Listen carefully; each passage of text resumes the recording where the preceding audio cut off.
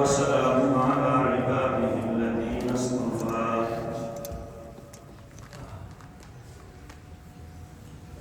خصوصا على سيد الرسل وخاتم الأنبياء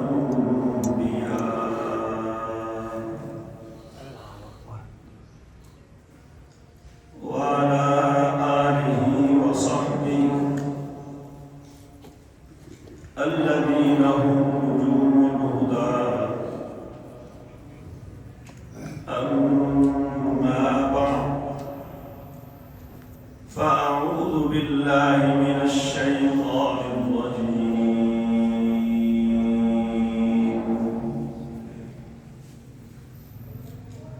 بسم الله الرحمن الرحيم.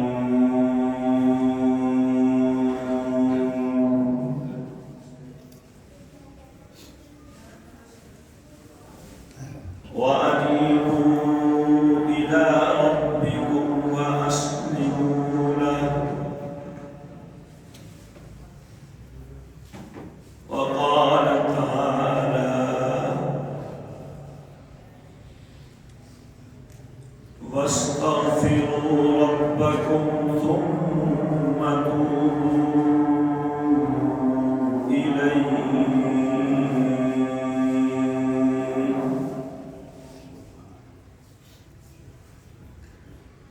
وقال النبي صلى الله تعالى عليه وسلم: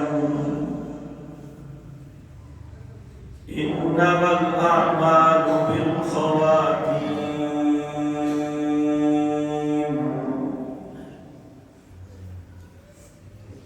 أو كما قال رسول الله صلى الله تعالى عليه وسلم: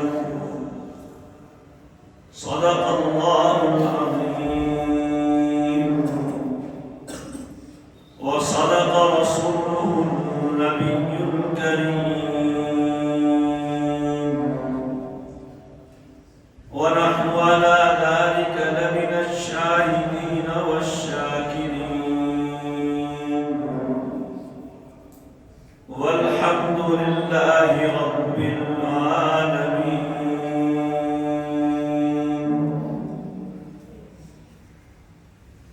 ما إن مدحت محمدا بمقالتي، ولكن مدحت مقالتي بمحمد. يا رب صل وسلم دائما أبدا على حبيبك خير الخلق كلهم.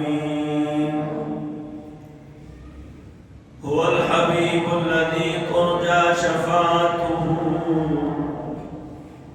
لكل هول من الأهوال مقتحمين.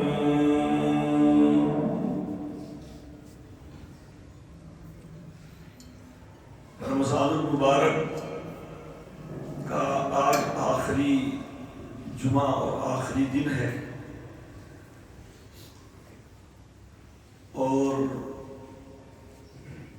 جو حدیث پاک میں نے پڑھی ہے اس میں فرمایا جناب نبی کریم صلی اللہ تعالی علیہ وسلم نے: انما الاعمال بالخواتیم، کہ اعمال خاتمے کے اعتبار سے ہوتے ہیں، اختتام کے اعتبار سے عمل کا اعتبار ہوتا ہے۔ کسی عمل کا اختتام اچھا ہو تو وہ سارا عمل اللہ کی بارگاہ میں اچھا ہوتا ہے، اور خدا نخواستہ آغاز اچھا ہو، درمیان اچھا ہو، انجام اچھا نہ ہو، پھر اللہ کی نظر میں وہ عمل اچھا نہیں ہوتا۔ نبی کریم علیہ السلام کی ایک مشہور دعا ہے جو عام طور پہ دعاؤں میں مانگی جاتی ہے: اللہم احسن عاقبتنا فی الامور کلیہا وَأَجِرْنَا مِنْ خِزْيِ الدُّنْيَا وَعَذَابِ الْآخِرَةِ۔ اے اللہ ہمارے ہر کام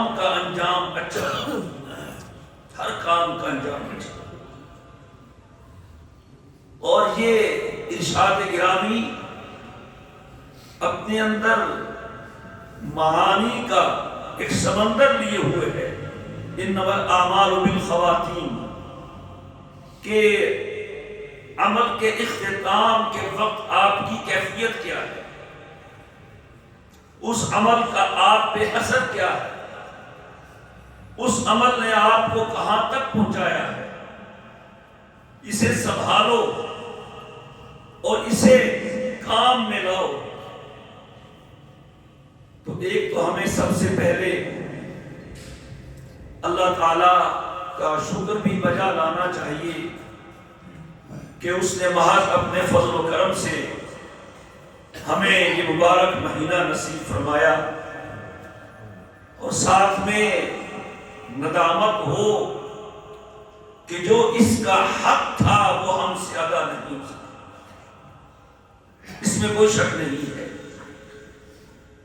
جو کچھ ہمیں کرنا چاہیے تھا وہ ہم نہیں کر سکے۔ نبی کریم علیہ الصلوۃ والسلام اذا دخل العشر كان احيا ليله شد ميزره وايقظ اهله، جب آخر عشر آتا تو حضور کی جد و جہد دیکھنے والی ہوتی، راتیں زندہ ہو جاتی، گھر والوں کو جگہ دیتے، اور آپ خود بھی غیر معمولی طور پر کوشاں اور ہمت کرنے والے ہو جاتے۔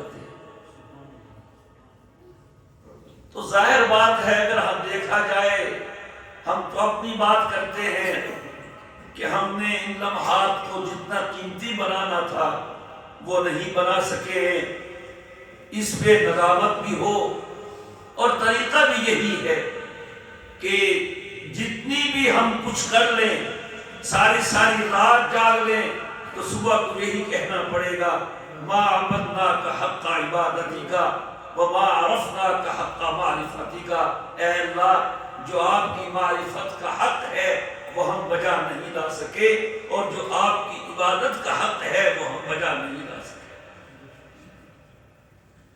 اس کے ساتھ ساتھ استغفار بھی ہو، جیسے پہلے بھی عرض کیا تھا کہ استغفار بہت زیادہ مقاصد کے لیے ہمیں دیا گیا ہے، صرف یہ گناہوں سے معافی کے لیے نہیں ہے۔ حضرت نوح علیہ السلام اپنی قوم سے کہہ رہے ہیں استغفروا ربکم انہ کان غفارا یرسل السماء علیکم مدرارا ویمددکم باموال وبنین ویجعل لکم جنات ویجعل لکم انہارا۔ اللہ سے معافی مانگو، وہ بڑا معاف کرنے والا ہے، وہ تم پہ مسلسل بارشیں برسائے گا، تمہیں مال و دولت سے نوازے گا، تمہیں اولاد دے گا، اور تمہارے لیے باغات کو آباد کرے گا، اور بہت کچھ ہے جو تمہیں وہ عطا کرے گا۔ استغفار کا ایک فائدہ اس عمل میں ہو جانے والی کمی کی تلافی بھی ہوتا ہے۔ نبی کریم علیہ الصلوۃ والسلام نماز کے اختتام پہ سلام پھیرتے ہی فرماتے اللہ اکبر، پھر 3 مرتبہ استغفر اللہ استغفر اللہ استغفر اللہ۔ یہ استغفار ہے، یہ کسی گناہ پر نہیں ہے معاذ اللہ۔ آپ کی نماز تو کامل نماز ہے، اس سے بڑھ کے نماز کس کی ہو سکتی ہے؟ یہ ہماری تعلیم کے لیے ہے، اور اس سے یہ سبق ملا ہے کہ ہر نیک عمل کے آخر میں استغفار ہونا چاہیے۔ لہذا یہ آخری لمحات ہیں، ہم اس میں زیادہ سے زیادہ استغفار کریں، کم از کم 100 مرتبہ تو رمضان ختم ہونے سے پہلے، غروب آفتاب سے پہلے استغفار کریں۔ کچھ ہمارے بھائی آج کل سوشل میڈیا ہے تو ہر طرف اس قسم کی باتیں کوئی ڈرامائی انداز میں شروع ہو جاتے ہیں۔ رمضان سے کہتے ہیں رمضان کیوں جا رہے ہو، ابھی تو تمہیں نہیں جانا چاہیے تھا۔ رک جاؤ، ٹھہر جاؤ، سمجھ جاؤ بھی ہم نے یہ بھی کرنا تھا، یہ بھی کرنا تھا، یہ بھی کرنا تھا، بھی رک جا، ٹھہر جا، ٹھہر جا، تو بھائی کر لیتے، بتا کے آیا تھا رجب میں دعا مانگی تھی، اللہم بارک لنا فی رجب و شعبان وبلغنا رمضان. رجب گزرا، شعبان گزرا، رمضان آیا، پہر یکم سے آج 30 ہے، تو کہاں تھے جناب؟ اب اس کو روک رہے ہو. اور رمضان جانے پہ رونا دھونا نہیں ہے. علماء نے لکھا ہے جس طرح رمضان کا آنا اللہ کی نعمت ہے، اسی طرح اس کا چلے جانا بھی اللہ کا فضل ہے. یہ فنکاری اللہ کو پسند نہیں ہے، یہ ایک انداز ہے، اور کرنے والے تو کرتے ہیں اور نہ کرنے والے باتیں بناتے ہیں. چلے اگر آپ کو اتنا دکھ ہے تو حضور نے ایک اور نسخہ دے دیا ہے کہ جس نے رمضان کے روزے رکھے، وہ اتبع ستا من شوال کان کصیام الدہر کلی، رمضان کے 30 روزے رکھے، شوال کے 6 رکھے، تو ایسے ہے کہ اس نے سارا سال روزہ رکھا. اور ایک روایت میں ہے یوں ہے کہ زندگی بھر روزہ رکھا. زندگی بھر کا مطلب یہی بنے گا جب ہر سال ایسے کرے گا تو زندگی بھر کا روزے دار ہوگا. تو آئیے عزم کریں، ہم انشاءاللہ عید کے اگلے دن سے شوال کے 6 روزے شروع کر دیتے ہیں. جو آپ کو جتنا دکھ ہو رہا ہے اس کی کافی حد تک تلافی ہو جائے گی. اور یہ آسان ہے، یہ آسان ہے کیونکہ ایک معمول بنا ہوا ہے. سحری افطاری کی روٹین ہے، صبح کو جاگنا ہے تو لگے ہاتھوں کام ہو جائے، لوہا گرم ہو جہاں بھی اسے موڑ لیں، گارڈر بنا لیں، ٹی آئرن بنا لیں، کچھ بنا لیں تو موقع ہے. اور تجربے کی بات یہ ہے کہ آدمی عید کے فوراً بعد شروع کر لے تو یہ 6 روزے رکھے جاتے ہیں. اگر کہ کل شروع کریں گے، کل کریں گے، پھر کل والوں کا کل کبھی نہیں آتا. اور اگر مجبوری سے آدمی اکٹھے نہ رکھ سکے تو علماء نے لکھا ہے کہ شوال کے پورے مہینے میں 6 پورے کر لے تو بھی اللہ تعالیٰ اسے سال بھر کے روزوں کا ثواب عطا فرما دیتا ہے. یہ کر لیجیے. پھر میرے دوستو، جو روزے کا مقصد تھا لعلکم تتقون، تاکہ تمہارے اندر تقوی پیدا ہو جائے، یہ ہمیں دیکھنا ہے. ہر ذمہ دار گندم اٹھا کے حساب کرتا ہے. ہم سے مسئلے پوچھتے ہیں نا کہ جی وہ کھاد کا اتنا خرچہ ہو گیا، سپرے کا اتنا خرچہ ہو گیا، اور یہ اتنا خرچہ ہو گیا کہ اب بھی اسے واجب ہے. چلو واجب ہے نہیں، وہ تو بات کی بات ہے. معلوم یہ ہوا کہ عمل کے اختتام پہ حساب کیا جاتا ہے. ہم دیکھیں، ہم نے 30 روزے رکھے اور ہم نے 30 دن روزانہ 40 سجدے زیادہ کیے ہیں اس کے آگے، اور ایک سجدہ بھی قبول ہو جائے کام بن جاتا ہے. وہ ایک سجدہ تجھ سے گراں سمجھتا ہے، 1000 سجدوں سے دیتا ہے آدمی کو نجات. تو میرے اندر کتنا اثر آیا ہے. چائے کا 1 کپ پی لیا جائے 2-3 گھنٹے تو اس کا اثر رہتا ہے. سحری کے وقت کھانا کھایا ہوتا ہے، دوپہر تک تو محسوس نہیں ہوتا. پیاسا آدمی 1 گلاس پانی کا پی لے تو 2-3 گھنٹے اس کا اثر رہتا ہے. سوال یہ ہے، میں نے 30 دن اس مہینے میں گزارے ہیں، اس کا اثر کتنا رہے گا؟ عید کی فجر میں پتہ چل جاتا ہے. معاف کیجئے، ہمارے بعض معتکفین بیچارے پورے 10 دن تھکے ہوتے ہیں، بس اوقات عید کی فجر میں بھی نہیں آ سکتے.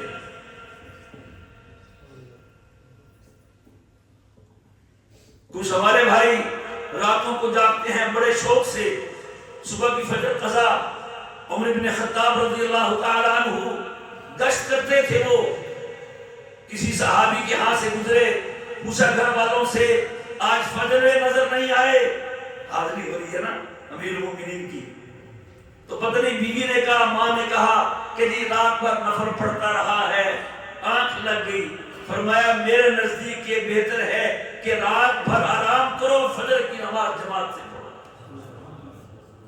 تو ابھی ہم تہیہ کریں، کیا پایا کیا کھویا. ابھی اپنے آپ کو سیدھا کر لیں اور پھر اگلے رمضان تک سیدھا ایک۔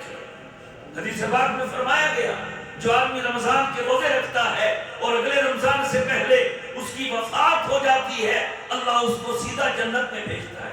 اسے یہ ضابطہ معلوم ہوا کہ رمضان کا اثر اگلے رمضان تک رہتا ہے اور ہمارا عید کے دن ظاہر ہو جائے۔ ابھی ہم پوچھ رہے تھے کہ جی 29ویں رات کو ہر جگہ رش تھا، پھر وہ رش 30ویں رات کہاں چلا گیا؟ سوال ہے نا۔ عید میں ماشاءاللہ ہر میدان میں، ہر مسجد میں بہت لوگ ہوں گے، تو عید کے دن ظہر کی نماز بھی ہوتی ہے۔ ذرا گن لیجئے عید کتنے پڑھتے ہیں اور ظہر میں کتنے آتے ہیں، پھر عصر میں کتنے آتے ہیں۔ وہ گئے ہوئے ہیں ادھر، تو وہاں بھی تو مسجدیں ہیں، کہیں تو رش بڑھنا چاہیے۔ سوال یہ ہے عید کے دن ہر مسجد میں رش کم ہو جاتا ہے، یہ تو نہیں ہے نا۔ ادھر سے نام لکھ دیا ہے فلان فی الجنہ اور ادھر سے صاحب نے نماز چھوڑ دی ہے، معاملہ کچھ دوسرا ہی ہے۔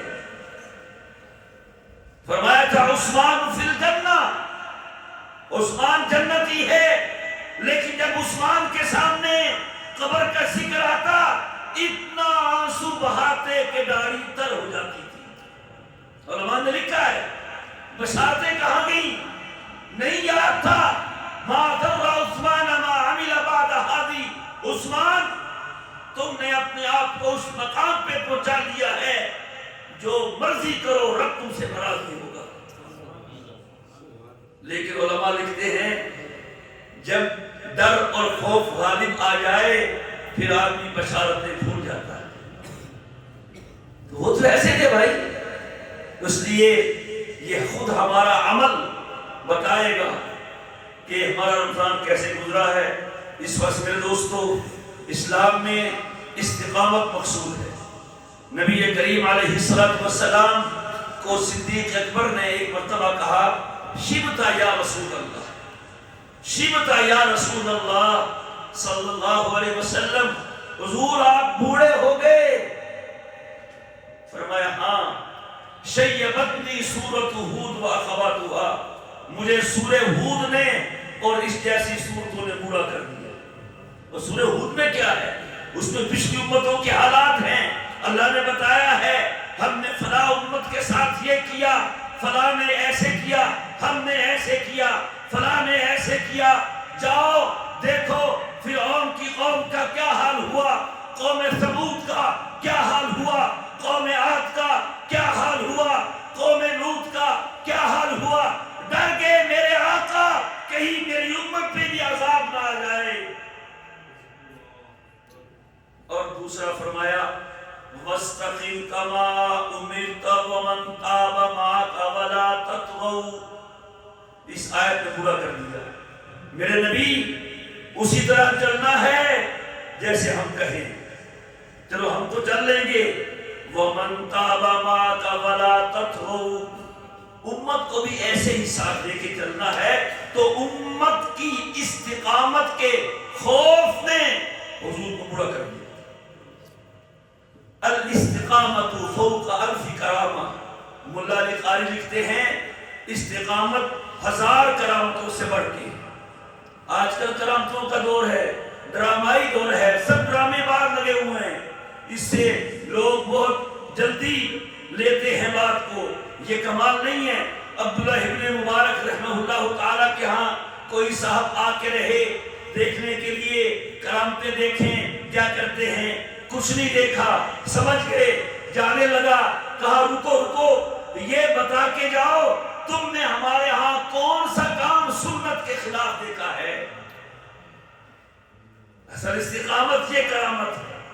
تو ہمیں چاہیے ہم اس پہ قائم رہیں، اثرات کو سمیٹیں، جائزہ لیں۔